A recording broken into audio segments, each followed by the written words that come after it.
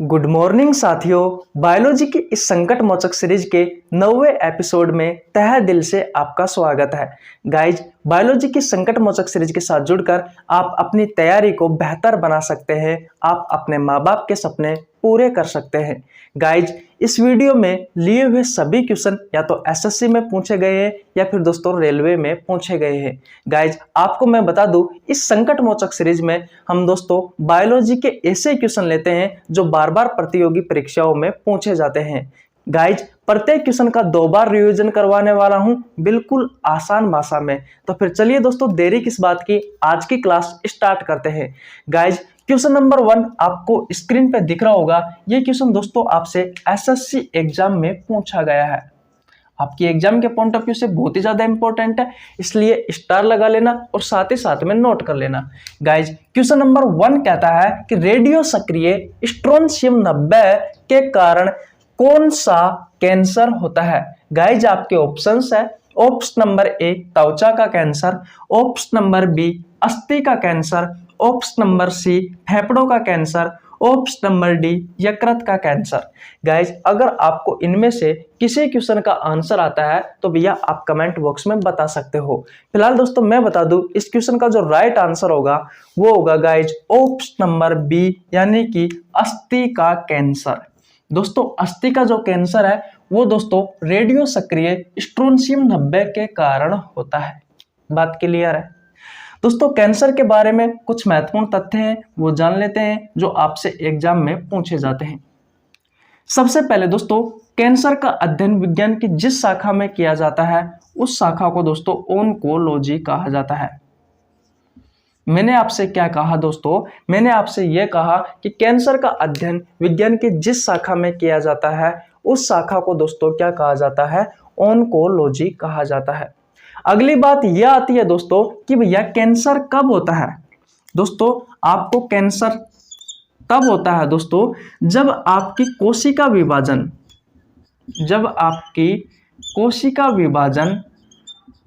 अनियंत्रित हो जाए। जब आपका कोशिका विभाजन अनियंत्रित हो जाए। मैंने आपसे क्या कहा दोस्तों, मैंने आपसे यह कहा कि आपको कैंसर कब होता है। आपको कैंसर तब होता है दोस्तों जब आपका कोशिका विभाजन अनियंत्रित हो जाए। दोस्तों, यहां पर एक वर्ड है कोशिका विभाजन। एक्चुअली में दोस्तों होता क्या है कोशिका विभाजन, इसके बारे में भी समझते हैं।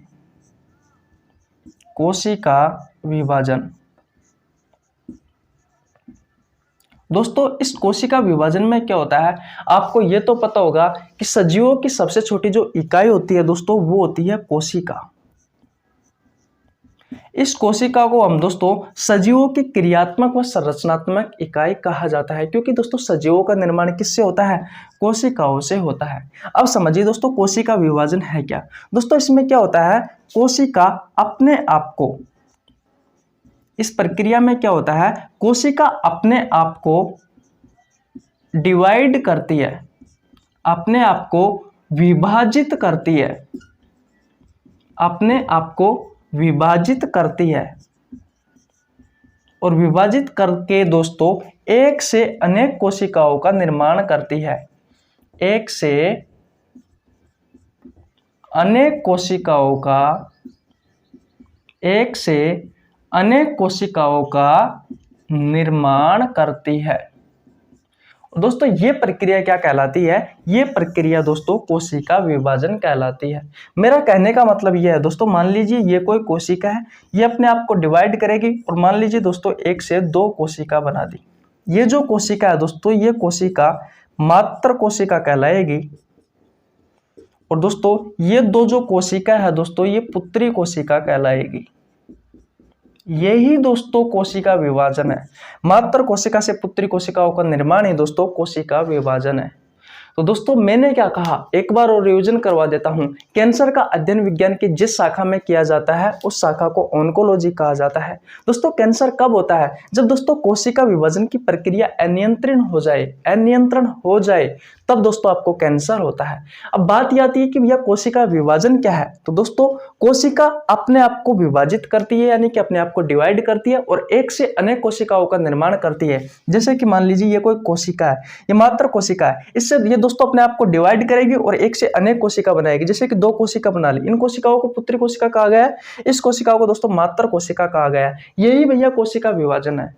तो दोस्तों आशा करता हूं ये कहानी आपको समझ में आ गई होगी। इसके अलावा दोस्तों एक चीज और बताता हूं आपको, कोबाल्ट 60 एग्जाम में क्वेश्चन पूछा गया है। कोबाल्ट 60 इसका उपयोग किया जाता है दोस्तों, इसका उपयोग कैंसर के उपचार में किया जाता है।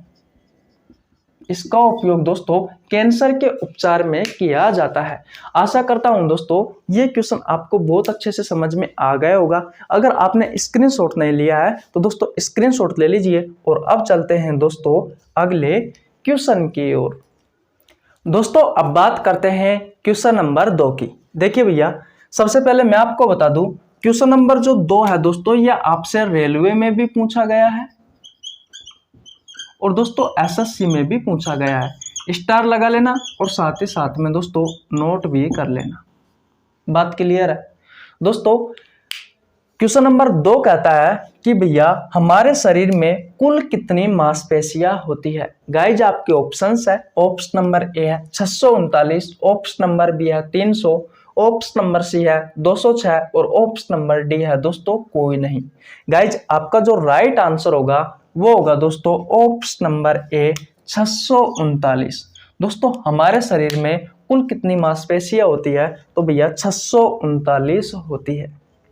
दोस्तों आपसे एक बात और करनी है, ये तो आपको अच्छे से पता लग गया होगा कि दोस्तों जो मैं कंटेंट देता हूं वो कंटेंट दोस्तों आपकी प्रतियोगी परीक्षाओं के लिए बहुत उपयोगी है।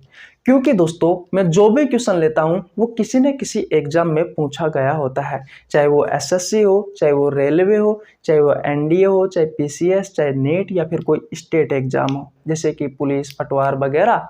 तो दोस्तों जितने भी क्वेश्चन है सभी महत्वपूर्ण है। इसलिए दोस्तों मैं आपसे कहता हूं बार बार कि आप हमारी इस संकट मोचक सीरीज को ज्वाइन कर लीजिए। दोस्तों इसे ज्वाइन करने के लिए आपको बिल्कुल 1 रुपये देने की भी आवश्यकता नहीं है, सिर्फ आपको हमारे चैनल को सब्सक्राइब करना है और बेल आइकन को प्रेस करना है, जिससे आपके पास हमारी वीडियो का नोटिफिकेशन टाइम टू टाइम पहुंच सके। और आपने जितने भी साथी हैं जो पढ़ते हैं सभी को बता दीजिए, बहुत अच्छी सीरीज है, आपको कुछ नहीं करना, 1 रुपये देने की आवश्यकता नहीं है, सिर्फ चैनल को सब्सक्राइब करना है।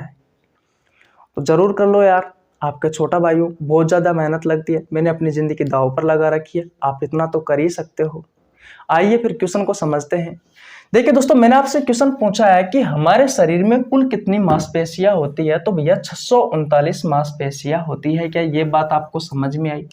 अगर मान लीजिए दोस्तों आपसे क्वेश्चन पूछा जाए कि भैया जो नवजात शिशु होता है, नवजात शिशु का मतलब होता है दोस्तों जिसने अभी अभी जन्म लिया है, यानी कि 10, 15, 20 दिन का हुआ है। नवजात शिशु में दोस्तों अगर आपसे अस्थियों की संख्या पूछी जाए, मैं क्वेश्चन लिख देता हूं, नवजात शिशु में अस्थि की संख्या कितनी अस्थि होती है, तो दोस्तों आपको ध्यान रखना है 300 अस्थि होती है। बात क्लियर है? अगर आपसे यही क्वेश्चन पूछा जाए कि भैया एक सामान्य व्यक्ति में, एक वयस्क व्यक्ति में कितनी अस्थियों की संख्या होती है, कितनी हड्डियों की संख्या होती है, तो दोस्तों आपका राइट आंसर हो जाएगा ऑप्शन नंबर सी 206। वयस्क व्यक्ति में कितनी अस्थि होती है दोस्तों, तो भैया 206 अस्थि होती है। साथियों स्क्रीनशॉट नहीं लिया तो स्क्रीनशॉट ले लीजिए, एक बार और रिवीजन करवा देता हूं। दोस्तों मैंने आपसे पहला क्वेश्चन पूछा है कि हमारे शरीर में कितनी मांसपेशियां होती है, तो दोस्तों 639 मांसपेशियां होती है। दोस्तों मेरा दूसरा क्वेश्चन यह था कि नवजात शिशु में कितनी अस्थियां होती है, दोस्तों तो आपका राइट आंसर होना चाहिए 300 अस्थियां होती है। तीसरा क्वेश्चन मैंने ये पूछा है कि दोस्तों एक सामान्य व्यक्ति में, एक वयस्क व्यक्ति में कितनी अस्थि होती है, तो दोस्तों 206 अस्थि होती है, 206 हड्डी होती है। आशा करता हूं दोस्तों ये क्वेश्चन आपको बहुत अच्छे से समझ में आ गया होगा। अब चलते हैं गाइज अगले क्वेश्चन की ओर। दोस्तों अब बात करते हैं क्वेश्चन नंबर 3 के बारे में। दोस्तों ये क्वेश्चन भी आपसे एसएससी में पूछा गया है, इंपॉर्टेंट है, स्टार लगा लेना। क्वेश्चन नंबर 3 कहता है दोस्तों कि मानव शरीर की सबसे बड़ी मिश्रित ग्रंथि है। गाइज आपके ऑप्शंस है, ऑप्शन नंबर ए अग्नाशय, ऑप्शन नंबर बी है लीवर, ऑप्शन नंबर सी है थायराइड, ऑप्शन नंबर डी है दोस्तों पीनियल काय ग्रंथि। अगर आपसे क्वेश्चन पूछा जाए दोस्तों कि मानव शरीर की सबसे बड़ी मिश्रित ग्रंथि कौन सी है, तो भैया आपका राइट आंसर होगा अग्नाशय। बात क्लियर है। अगर दोस्तों आपसे क्वेश्चन पूछा जाए दोस्तों कि भैया बहिस्रावी ग्रंथि, बहिस्रावी ग्रंथि में सबसे बड़ी ग्रंथि कौन सी है, सबसे बड़ी ग्रंथि कौन सी है, तो दोस्तों लीवर है, जिसे आप यकृत या जिगर भी कहते हो। अगर दोस्तों आपसे क्वेश्चन पूछा जाए कि भैया अंतःस्रावी ग्रंथियों में, अंतःस्रावी ग्रंथियों में सबसे बड़ी ग्रंथि कौन सी है, तो भैया कौन सी है, थायराइड ग्रंथि है। बात क्लियर है। अगर आपसे क्वेश्चन पूछा जाए दोस्तों कि सबसे छोटी ग्रंथि कौन सी है, सबसे छोटी ग्रंथि कौन सी है, तो दोस्तों कौन सी है सबसे छोटी ग्रंथि, भैया पीनियल काय ग्रंथि है। अगर आपसे क्वेश्चन पूछा जाए दोस्तों कि दूसरी सबसे छोटी ग्रंथि कौन सी है, तो दोस्तों दूसरी सबसे छोटी ग्रंथि कौन सी है दोस्तों, पीयूष ग्रंथि है। कौन सी है दोस्तों, पीयूष ग्रंथि है। गाइज स्क्रीनशॉट नहीं लिया है तो स्क्रीनशॉट ले लीजिए। एक बार और रिवीजन करवा देता हूं। गाइज मैंने सबसे पहले आपसे पूछा है कि मानव शरीर की सबसे बड़ी मिश्रित ग्रंथि कौन सी है, तो भैया अग्नाशय है। दूसरा क्वेश्चन मेरा यह था दोस्तों कि बहिस्रावी ग्रंथियों में सबसे बड़ी ग्रंथि कौन सी है, तो दोस्तों लीवर है। तीसरा क्वेश्चन मेरा यह था कि अंतःस्रावी ग्रंथियों में सबसे बड़ी ग्रंथि कौन सी है, तो भैया थायराइड है। अगर आपसे क्वेश्चन पूछा जाए कि भैया सबसे छोटी ग्रंथि कौन सी है, तो दोस्तों पीनियल काय ग्रंथि है। अगर आपसे क्वेश्चन पूछा जाए कि भैया दूसरी सबसे छोटी ग्रंथि कौन सी है, तो भैया पीयूष ग्रंथि है। कौन सी है दोस्तों, पीयूष ग्रंथि है। गाइज आशा करता हूं ये क्वेश्चन आपको बहुत अच्छे से समझ में आ गया होगा। अब चलते हैं गाइज अगले क्वेश्चन की ओर। गाइज अब बात करते हैं क्वेश्चन नंबर 4 की। ये क्वेश्चन भी दोस्तों बहुत ही ज्यादा इंपॉर्टेंट है, स्टार लगा लेना और नोट कर लेना। गाइज आपसे क्वेश्चन पूछा गया है कि निम्न में से नर हार्मोन है। गाइज आपके ऑप्शंस है, option number A testosterone hormone, option number B estrogen hormone, option number C दोस्तों प्रोजेस्टेरोन हार्मोन और ऑप्शन नंबर डी है भैया कोई नहीं। तो गाइज आपका जो राइट आंसर होगा वो होगा ऑप्शन नंबर ए टेस्टोस्टेरोन। दोस्तों जो हार्मोन है वो भैया नर हार्मोन है।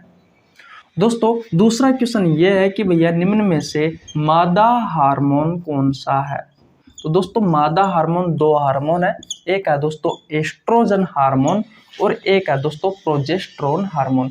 डायरेक्ट आपसे क्वेश्चन पूछा जाता है कि नर हार्मोन कौन सा है, मादा हार्मोन कौन सा है। तो अगर नर हार्मोन के बारे में पूछा जाए दोस्तों तो टेस्टोस्टेरोन हार्मोन है, और मादा हार्मोन के बारे में पूछा जाए दोस्तों तो ये दो हार्मोन है, एस्ट्रोजन हार्मोन और प्रोजेस्टेरोन हार्मोन।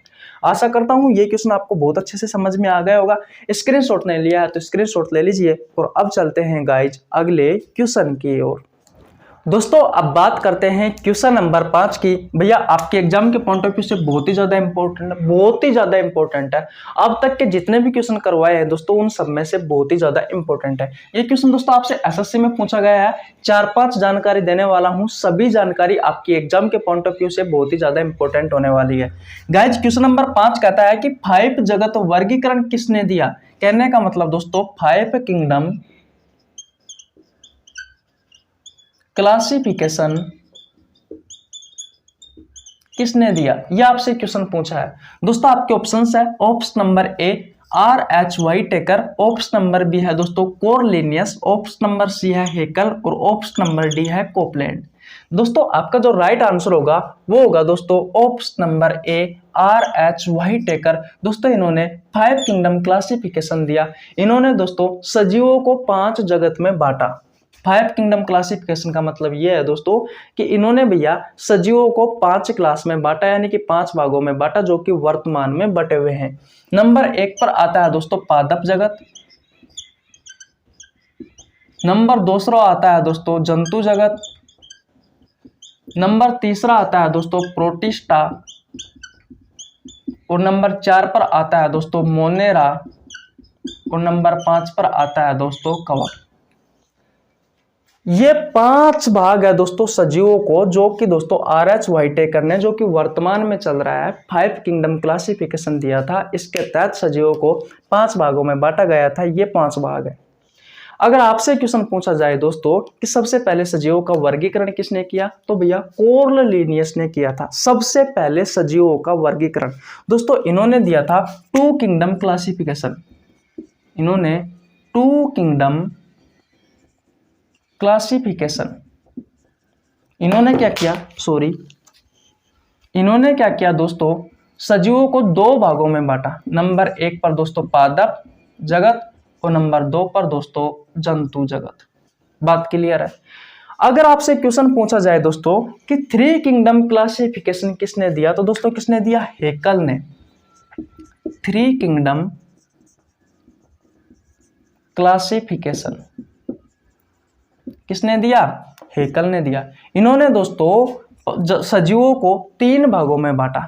नंबर 1 पर पादप, नंबर 2 पर दोस्तों जंतु और नंबर 3 पर दोस्तों प्रोटिस्टा। बात क्लियर है। अगर दोस्तों मैं कोपलैंड की बात करूं तो भैया कोपलैंड ने 4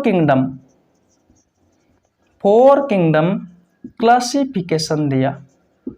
इन्होंने क्या किया, सजीवों को दोस्तों 4 भागों में बांटा।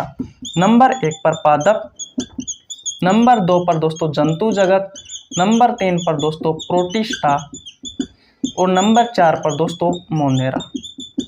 वर्तमान में कौन सा है, वर्तमान में 5 किंगडम क्लासिफिकेशन है, जो कि दोस्तों RH व्हाइटेकर ने दिया था। 5 भाग है, पादप जगत, जंतु जगत, प्रोटिस्टा, मोनेरा और कवक।